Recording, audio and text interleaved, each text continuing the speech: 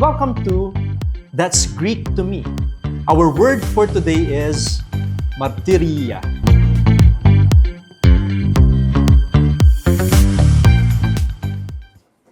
Dear friends, Erenehumin, peace be with you. This is Father Joel Camaya, Salesian of Don Bosco, and welcome to That's Greek to Me. Our word for today is martyria. In English, martyria means witness or testimony. It's not just about telling what we have seen. It is about giving public testimony. Kaya nga, yung pagsasaksi. Often at great cost. Even the cost of life. Kaya meron tayong mga martir. That's why from martyria, we get the words martyr and martyrdom. Ginagamit pa natin yun, di ba? Ay, masyado ka naman nagpapakamartir.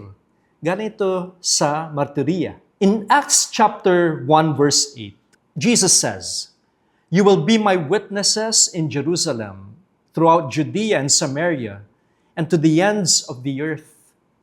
Ano yung witnesses na yon? Kaya yung salitang yon, no, connected sa martyrdom. No? To witness is to be a martyr. And this reminds us that Christian witness, it's not private. It is meant to shine forth, to reach others even to the farthest places. And in Revelation chapter 12, verse 11, we read of those who conquered by the blood of the Lamb and by the word of their testimony, for they did not love their lives so much as to shrink from death. What do we see here? That authentic witness can demand sacrifice, even our very lives. Para sa atin, malalim yung ibig sabihin nito. To give witness, to give martyria, is to live in such a way that others can encounter Jesus Christ through us, through our words, our choices, our courage. It calls us to respond with conviction and action. Tanungin natin sarili natin, handa ba tayong maging martir? Handa ba tayong sumaksi?